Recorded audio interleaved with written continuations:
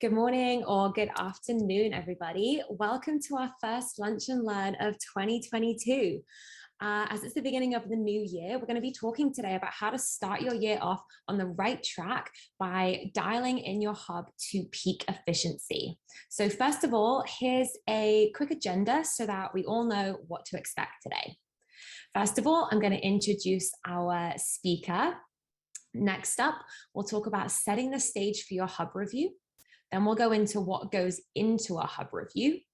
After that, we're going to talk getting in sync with your team. In my opinion, one of the most important parts. And then we'll finish off with making any changes that you need to make in your hub. So presenting today's Lunch and Learn is Ron Gorodetsky.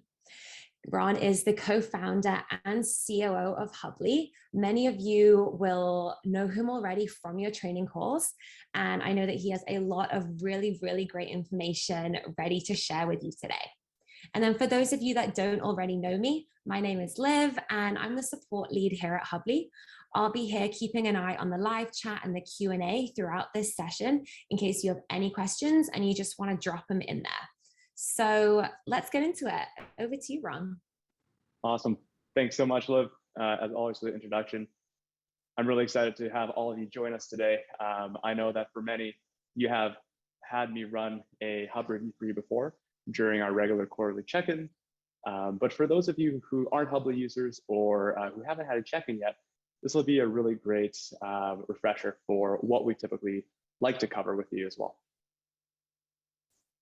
So I love to kind of start off by having all of you think about when's the last time that you feel like you paused as a team to think about your workflows and the key processes that drive your business. I know that sounds like a very overwhelming task. And with so many workflows that you rely on a day-to-day, it's often overwhelming to think about where you can even start. So that's why we recommend creating some order through regular structured reviews throughout the year.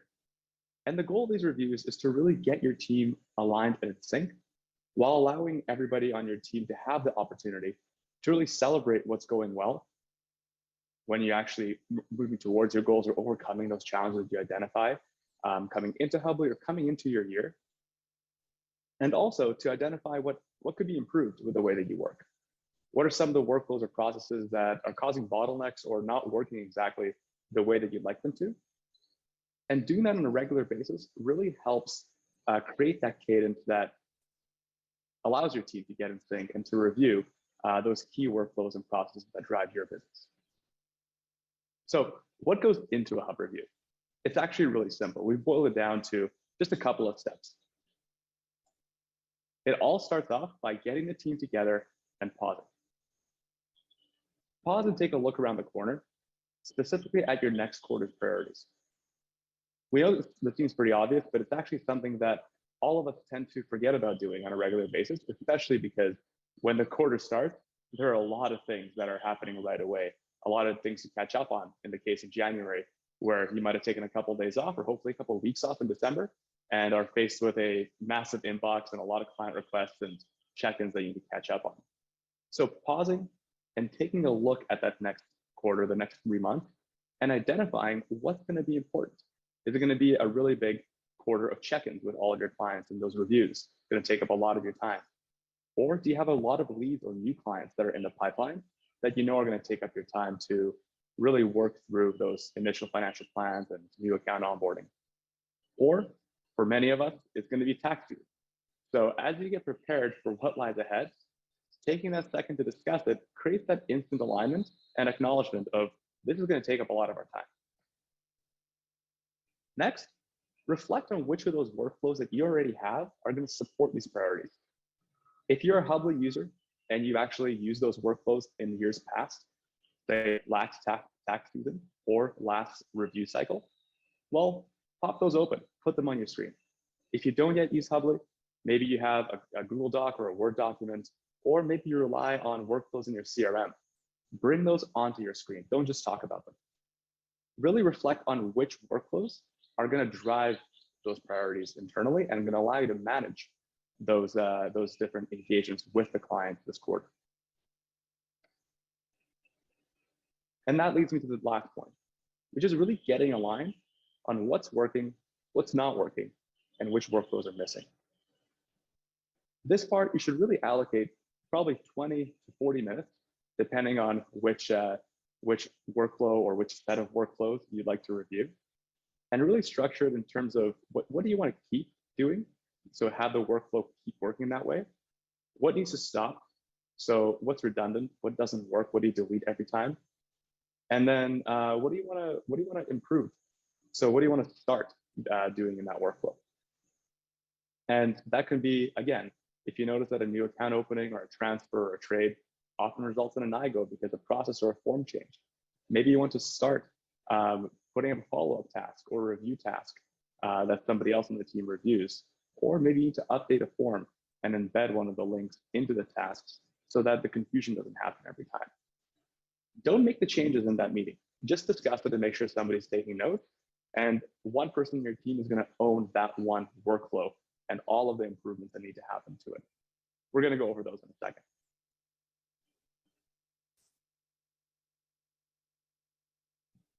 Next, it's really getting in sync with your team. So those are the three kind of steps to running the review. But the most important value is really getting the team in sync. We talk about reflecting over the next quarterly priority, but really this actually opens up the conversation over your short, mid, and long-term goals. For those of you who have gotten started with Hubly and did our high touch training where we actually went off with a kickoff meeting and then we went into one-on-one trainings, you're probably familiar with this goal setting that we do at the very beginning. For those that have gotten started with our group-based onboardings, you're probably familiar with the kickoff survey that we had you complete. In that survey or in that meeting, we always cover the goals. And those goals are not just for you as an advisor or the operations person, it's for your whole team. So when you reflect on this quarter's priorities, inherently you should also be reflecting on how those priorities are driving towards that 1, 3, and 10-year goal.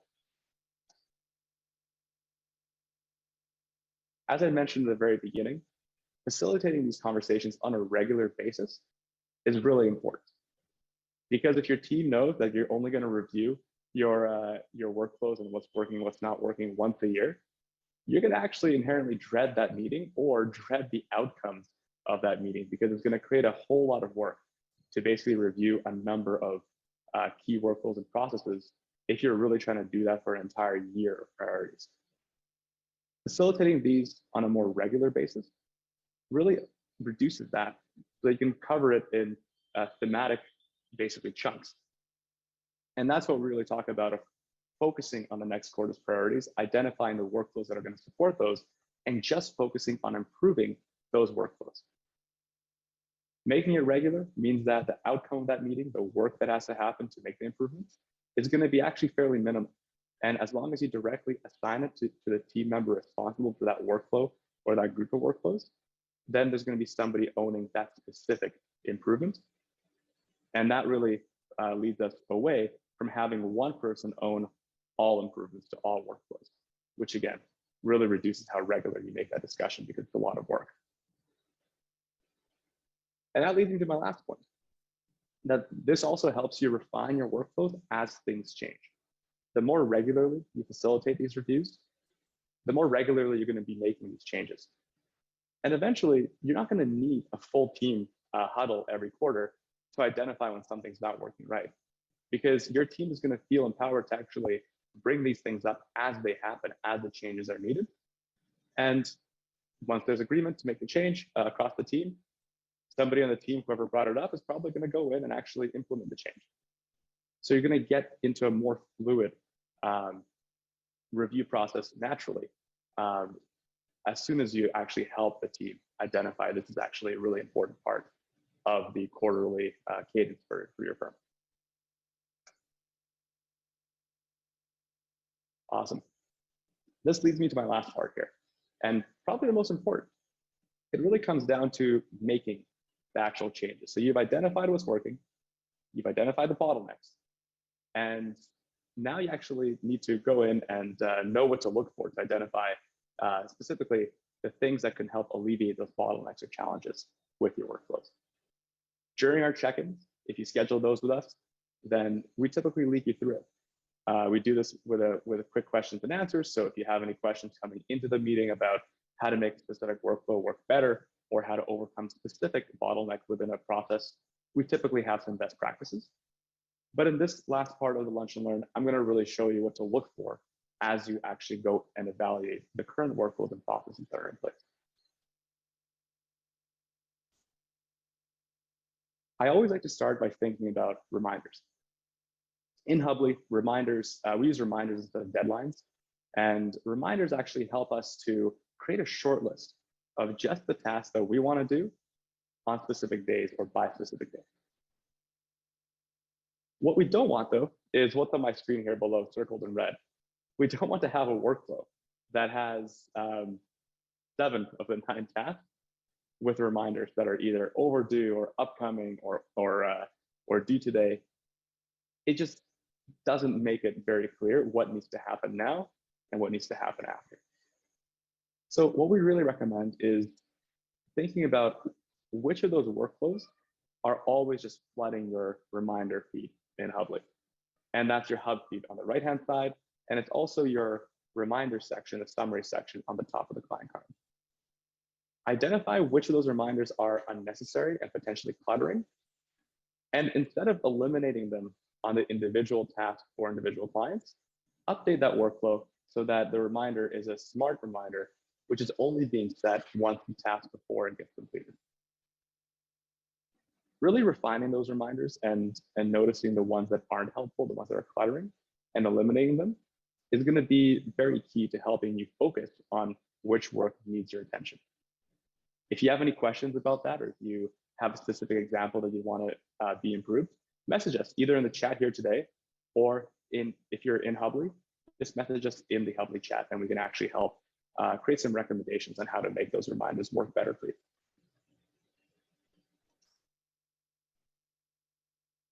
The next part that we always look at is really improving the task itself. Your task shouldn't really be too long in terms of the task's name. We recommend keeping it short and concise, and then really utilizing that description to provide additional detail about how to complete the task, or to provide room for yourselves to add additional context when you're actually completing that work. What I mean by that is, if the task is to prepare a trade, then you might want to complete, you might want to actually record the account number, the amount, the trade, the stock that you're trading or the product that you're trading, as well as leave additional notes to the person on your team placing that trade. We don't recommend doing that in one line on the task name. So instead, we actually recommend that you go in and configure a description that's always going to populate, and it's going to be fillable for you on a client-by-client basis as you add the client to that workflow in the future. Again, you might notice that right now you're keeping it as a task name, so that's when we really recommend making that improvement and setting up here in the description. Additionally, we have this links section at the very bottom of the task details. Links allow you to actually bookmark the external software or forms or other resources that you find yourself referencing every single time when you go into actually completing that task. This could also be a calendar link or a scheduling link that you use every time if it's a meeting scheduling task. The idea is that you shouldn't be relying on bookmarks inside of your browser or a Word document with all of those key software that you use. The task itself should have the embedded link to point you in that right direction or point your team members in the right direction. So really identifying where that can come in is really helpful.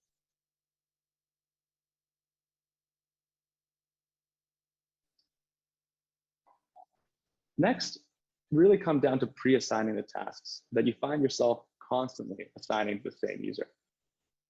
If you know that you always need the servicing advisor to review the notes, then, and you always find yourself assigning that task to the same user in Hubly every single time, going in and updating that workflow to actually have specific tasks pre-assigned is going to really help eliminate the possibility of tasks slipping through the cracks when it comes to that step in a workflow.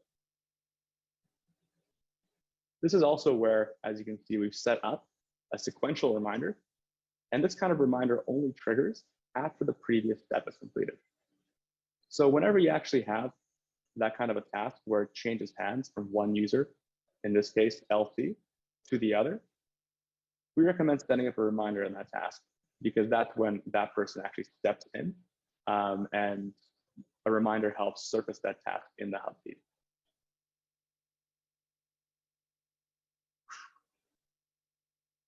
And then in Hubly, we have a lot of different options to automate your workflows and how clients get added to your workflows. But we know that automation rules are only as good as when you set them up. So when you set up an automation rule, you might find that in theory, it should work well. But in practice, maybe too many clients get added that don't need to be added to that workflow. Or maybe clients get added too frequently. So it's always important as a part of your review of that workflow to also review the automation rules that are set up on that workflow.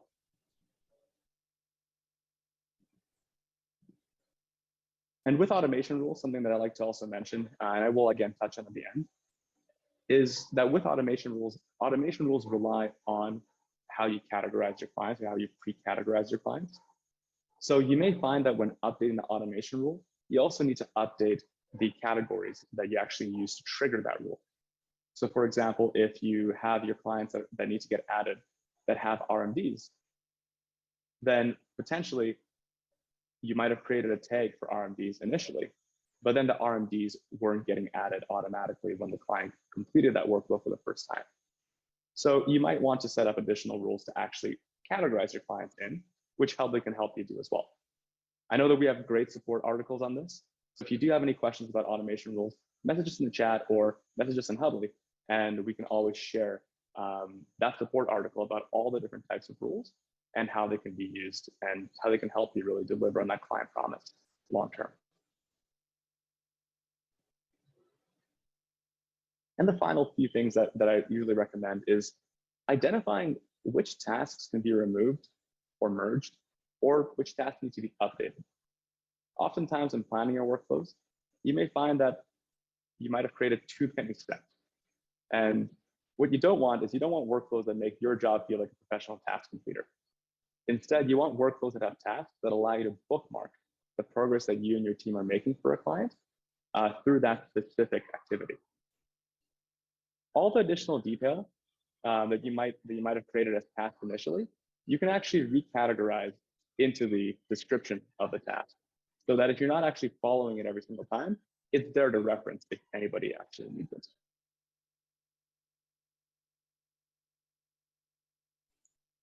And the same applies to the workflows themselves. When you first get started with Hubly, we often start by taking a look at your onboarding and your other key processes. And oftentimes, the way that you currently manage those are through one very long workflow. When we get started in Hubly, we often take that and we break it apart into multiple stages. But you might find that those stages are too detailed. So merging them into consolidated workflows is something that might come about of a review or on any given quarter. In this example, we're merging the new client for signing step and the billing step into one simplified signing and billing stage. Think about this with your team as well. If you find there are too many workflows that you've broken down a big process into, you might find it useful to consolidate and to simplify the steps to make it easier to follow and less tedious to track for individual clients.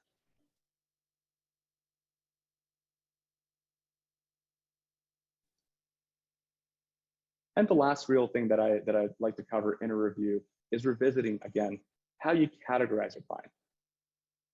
When you first got started with Hubly, we know that this was a big topic that we covered, really creating categories for active clients, past clients, prospect, lost prospect, and as well as other categories for clients based on the types of accounts they have and the other types of unique needs they have using tags. When we got started, we typically chipped away at this, but it's really important to pick back up now that you've actually gone through and used Hubly or whatever tool you currently use to really think about, do my categories still make sense? Do any additional tags need to be created this quarter? For example, for tax season, maybe you'd like to create a tag to track business filings separate of the other kinds of filings that you have. Or maybe you want to create a tag to track who is actually putting together the tax return if you rely on external providers that you work with. Tags should really help you at a glance see who the client is and what's important to them, but also what's important to you about them. So that as your team grows, everyone's in line and they can clearly see which attributes are applied to each client so that important things don't get missed accidentally. Again, if you need any help with categorization or if you have any questions about it, we have some great resources in our help center, but we can also help you out as well. You can message us in the chat or in Hubly. If you're not a Hubly user yet, then and you have any questions about any of the things that we covered today, or if you have any questions about how the product works, we do have a free strategy call online that you can schedule. If you are a Hubly user, well, we actually offer free check-ins, as you already know, on an ongoing quarterly basis. Simply message us in the chat and tell us if you want to schedule that quarterly check-in, and we can send you a calendar link to find a time that works for you and your team.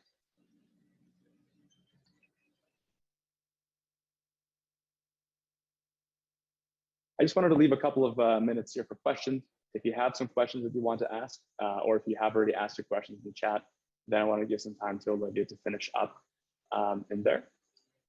And Olivia, if there are any questions that you actually want to bring up to be answered live, please let me know, and you can just jump in. Yeah, for sure. So there's actually a great question in here from Mike. He says, what is the best way for automating workflows that pertain to internal workflows? So for example, ones that aren't client related, that are more kind of business oriented. So they need to get triggered so that reminders are set and we know what to do, but there are no clients that need to be assigned to it. I know that we do this a lot within our own Hubly hub. So yeah, maybe you can speak to that a little bit. Yeah, for sure. I know that even though Hubly is really tooled towards helping you with client-facing work, a lot of our users end up saying, that's great, but there's so much work that I do internally for my business. How do I manage that in Hubly? And so the way that we really recommend doing that is, again, thinking about that work and breaking it down into workflows. Some common workflows that we see are compliance-related tasks that you do on a monthly, quarterly, or annual basis. Maybe some industry-related tasks. If you want to make sure that you register for your different industry associations, pay those fees on time, register for their conferences or chapter meetings. So that's a really great workflow to make as well as other potentially lower volume workflows when it comes to HR work that you do when onboarding or offboarding a team member, or maybe the annual filing that you do in review of your SEC filings and your state filings. So plan out those workflows, and once those workflows are in place, then you can set up rules to add what I typically recommend to be a client named after your business. So for example, in the Hubly Hub, we have a client that's called Hubly.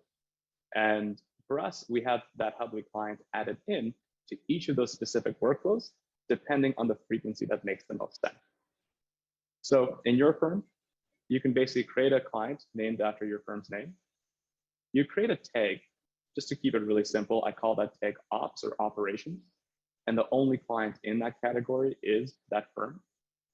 And then basically I create a repeating rule or an important date rule to add the ops client back into the billing or the compliance or the annual filing updating workflow during the correct kind of time frame and on the correct date accordingly. If you have any questions about that, please do ask. I know it's something that we actually want to create an article about.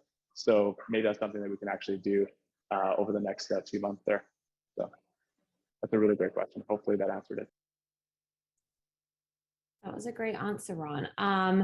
I have been answering a couple of extra questions in the chat here, but I don't think that there's anything totally brand new. Yeah, you want to wrap it up? Awesome. Well, thank you all. As we promised with the Lunch and Learns, we're going to keep the format light and short. So hopefully that was informative. There's some information you can take back to your team. If any questions do come up after this, please do send us an email. If you're a Hubly user, just send us a chat message and we can always help you offline as well. Thank you all for attending today, and I hope you have a wonderful rest of your week.